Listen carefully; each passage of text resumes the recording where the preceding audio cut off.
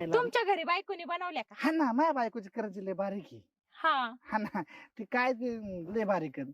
हा तशी तुमची करंजी कशी मोठी असते ना. आ?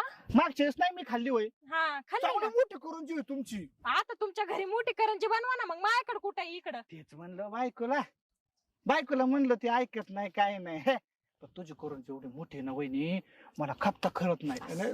जिभावरची माहिती चवच गेली नाही तुमच्या करंजीची अजून. होय असं तर चला 2 घास खाऊ. वारबडायचं गु घेऊन तिथला, म्हणजे जाऊन चव माझ्या हाताची.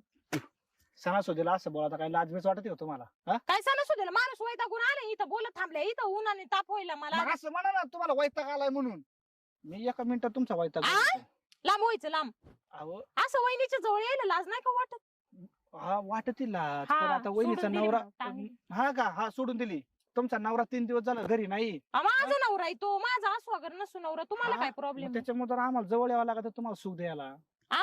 तुम्हाला सुख द्यायला आम्हाला जवळ यावं लागत. तू या पैसेच राहू दे, हा का, तुलाच राहू दे. तुला. हा नाही करू करू दमल्या ना आता तुम्हाला नको का. हा तूच करू करू दमला ना, आता देवपूजा लागला मला सांगायला. आम्ही करून दमलो का.